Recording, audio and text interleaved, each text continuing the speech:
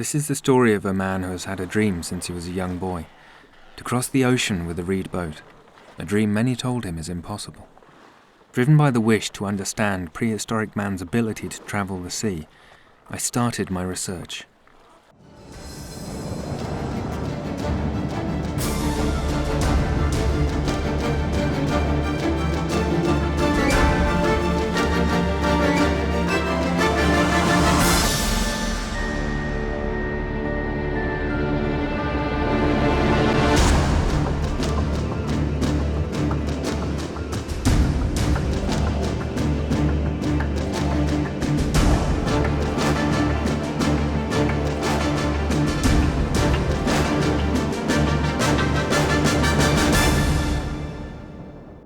We're some 500 miles away from the Azores. The journey's about to be over. We've almost crossed the Atlantic, but did we unveil the secret of the ancient?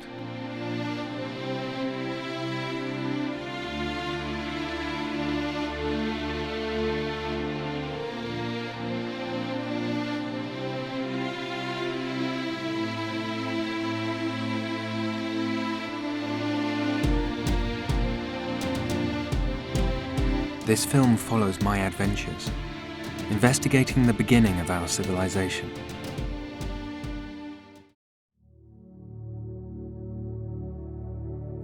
For me as a small boy back then, growing up in the East German countryside, this legend lived on. It's here where I began my first experiments far away from any ocean. Still deep in the times of the Socialist Republic of Germany, I made plans in my childhood bedroom that no one believed I would ever have the freedom to carry out. When I was 15 years old, I got Thor Heyerdahl's book, Ra 2, as a present from my class teacher.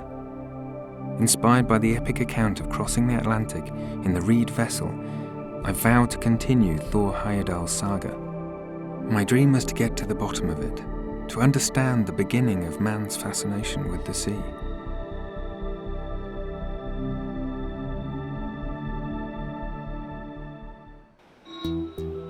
Against the odds and common sense regarding the construction of prehistoric boats, I went further, or rather deeper, than Thor Heyerdahl.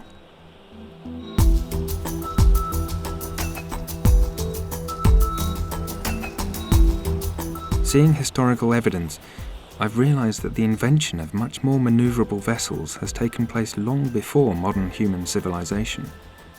Therefore, I dived back in time into the prehistory, where I found the most vivid pattern.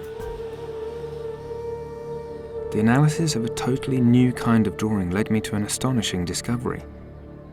This finding in Egypt reinforced my confidence that a reed boat equipped with side planks will be able to sail against the wind. When Thor Heyerdahl heard of a young German sailing against the wind on a reed vessel, he knew he wanted to meet me. And soon after we met in 1995. A close friendship developed between us. With great enthusiasm we began to share our sailing experiences. Thor Heyerdahl immediately encouraged me to exploit this newfound sideboard technique to a larger sailing project. Honestly, that was exactly the thing I wanted to hear, as I was already planning a new expedition. After the successful testing of the leeboard sailing technique, we've committed an expedition across the Mediterranean Sea. No doubt it was the first big success, which led us to another daring idea: cross the Atlantic, but not from Europe, in the opposite direction. In spring 2007, preparation for the expedition begins. In 2005, when the hull was constructed in the proven manner, it was transferred to New Jersey, with a 1-year delay. At the end of 2006, an affordable construction site was chosen in the Liberty Harbor Marina, close to the Statue of Liberty, in which the team began rigging the ship. After setting the mast and passing the security check of the United States Coast Guard, the team begins its first sailing attempt, towing the Abora onto the Hudson River. Their main concern is to find out if the hull will sail in a straight course. After these positive tests, more sailing experiments follow in order to train the newcomers to the crew how to handle the side planks. There is no other sailing school in the world where one can learn Stone Age sailing. Only there with us on the Bora projects. The contrast with these training trips cannot be more obvious. The ancient reed boat and the high-tech boats of the new age meet in front of the breathtaking scenery of Manhattan. These experiences strengthen the team and self-confidence starts to grow. The crew becomes confident in mastering one of the most difficult sea routes with this bundle of reeds. Is a fascination on the Hudson River the one and only reason why me and my crew came to the metropolitan area? No.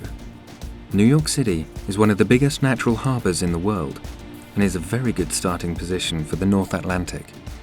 After long-term research, it was obvious for me that the prehistoric seafarers understood this.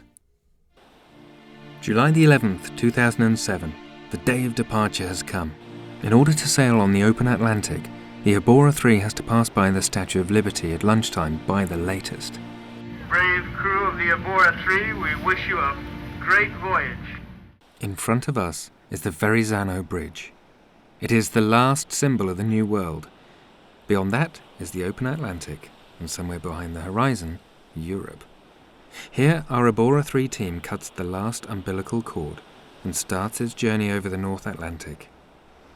9 men and 2 women are ready to start their journey into the unknown with this 12-meter-long reed boat. All the experts are in agreement that such a risky sea journey with a Stone Age raft is impossible. But we are confident that we will master this sea trip without an escorting ship towards Europe.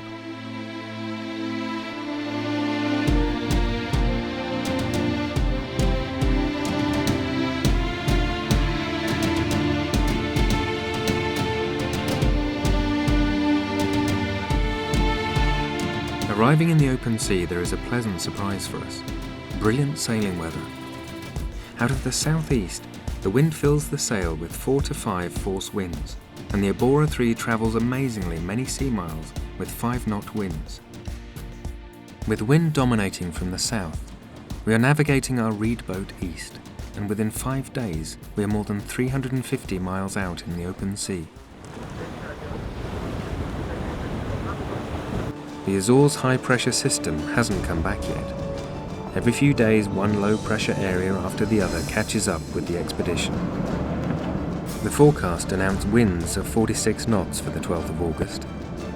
Instead, the wind blows more aggressively than ever and tears on everything it can catch.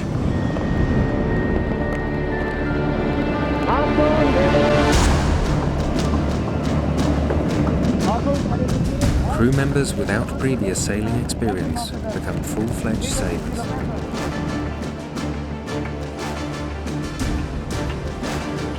This permanent stress does not remain without consequences. The latest improvised rigging on the stern post cannot resist the approaching power of the waves. The crack in the stern which we tried to repair opened more and more. The stern gets out of control due to the permanent approach of the waves, and then comes the next catastrophe. The backboard rudder is breaking due to the twisting of the stern. I've decided to call for action, so as not to lose the morale of the devoted crew. We've realized that we can't continue the journey without an escort ship, and have to call a ship from the Azores to come and get us. But we didn't give up so easily. In accordance to ancient Egyptian design, we built a rudder blade.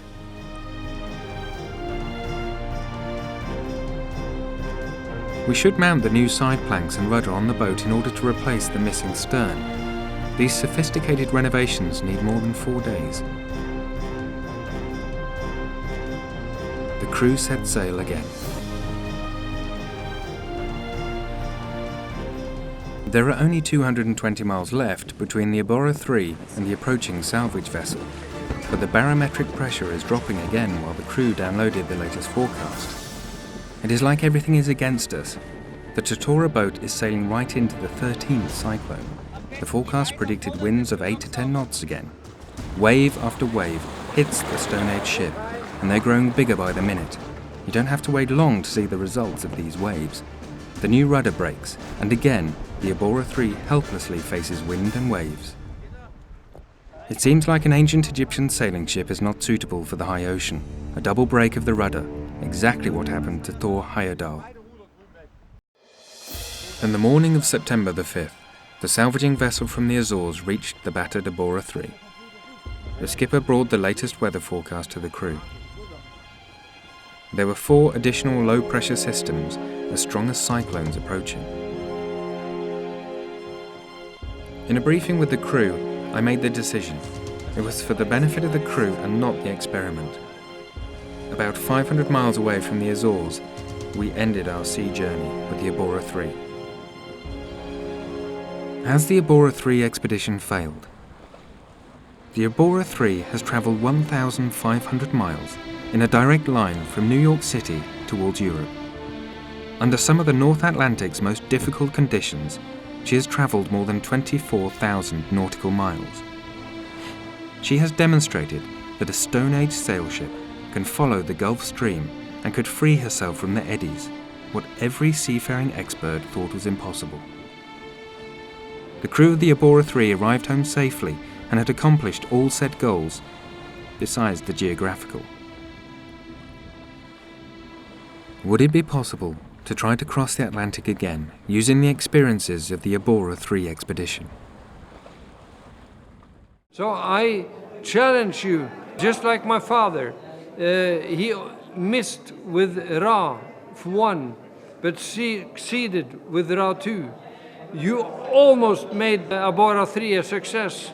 With Abora 4, I guarantee you a success. It's really hard to underestimate the impact of this past expedition. It helped us to come closer to recovering some of the secrets of the ancients, and continues to do so. We are ready to set sail for the next quest. Across the 7